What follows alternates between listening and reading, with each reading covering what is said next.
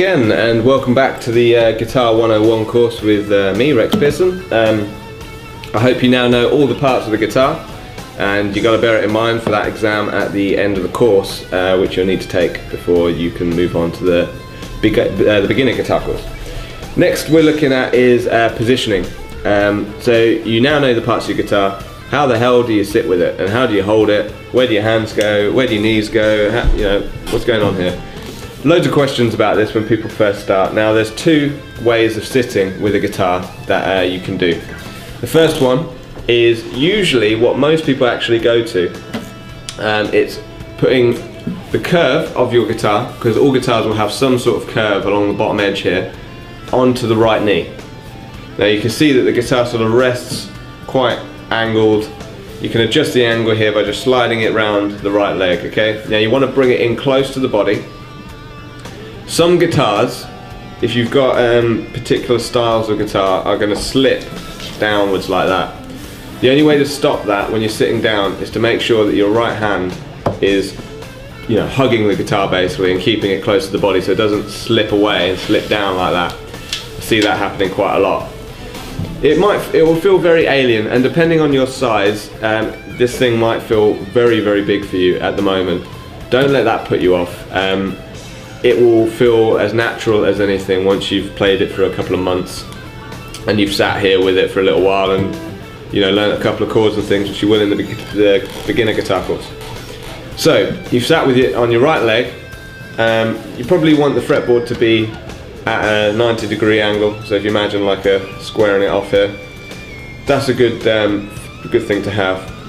Right hand is going to come over here and you're going to rest the elbow for an acoustic. It's very similar for an electric, on the top here.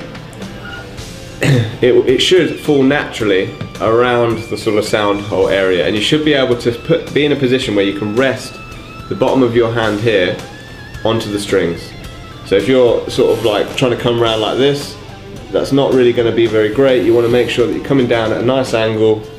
Again, your hand size might mean you have to come down at more of an angle, but just sit comfortably. The whole point of this is that you can relax, and it should feel, getting it to feel natural is probably one of the most important things. So just relax, let the hand posture fall down here, ready on the strings, ready to do some strumming, okay? That is the one way of sitting with a guitar. A couple of mistakes people make is when you're learning, you're going to be wanting to lean over and look at the fretboard. Now this is going to really damage your back here and put a lot of strain on it. It doesn't matter too much if you're young, but particularly once you're hitting 30s, 40s and 50s, if you're leaning over like this, you're going to get a lot of back problems. So you want to make sure you've got straight back, keep that angle of the guitar the same. It's going to be difficult. There's no problem checking where you are, but you don't want to get in the habit of always being like this, because then you'll see guitarists who are hunched over like this, and not only does it put your back out, but it's not very interesting watching someone who's like this the whole performance.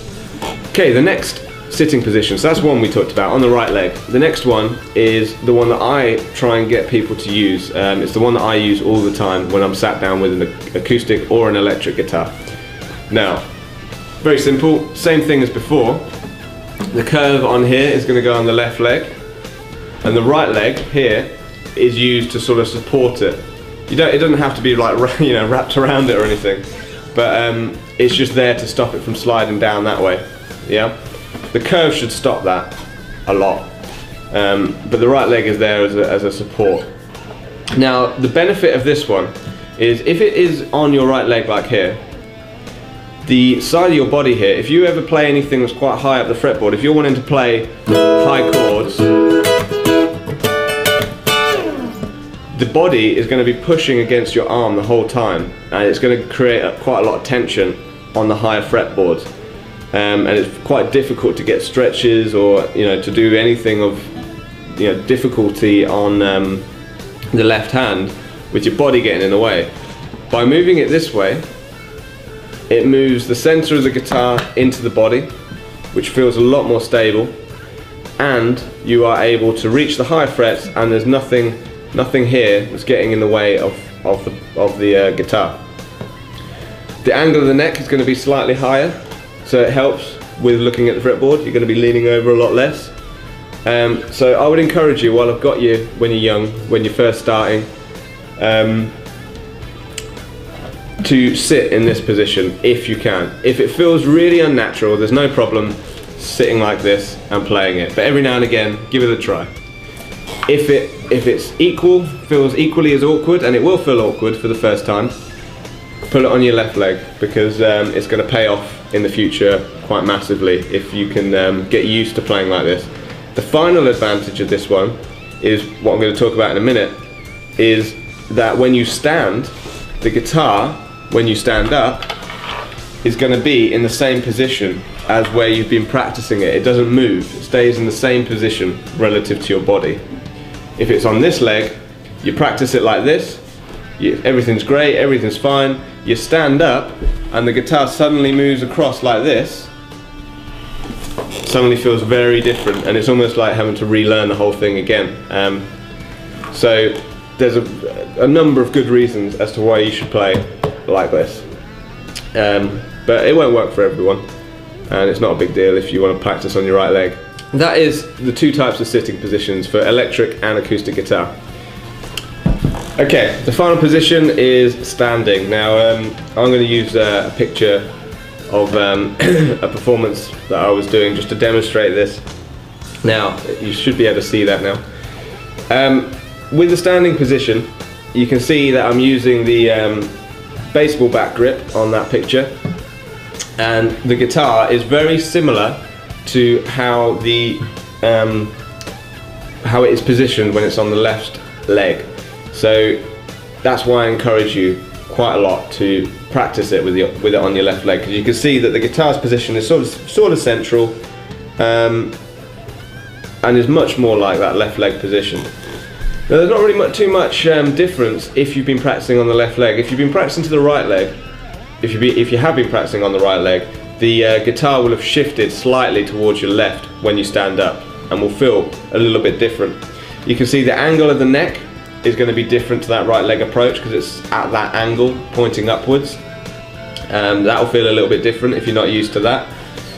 The right hand is going to be much more over the guitar, so you've got to watch out that you don't slip around too much with the right hand. Other than that, it should feel very similar, and I would encourage you now to sit with your guitar on both legs. My advice would be to use the left leg when you're sat down. Position that guitar on the left leg. Next thing I'm going to talk about is the left hand position, and I'm going to zoom in for this for acoustic and electric guitar.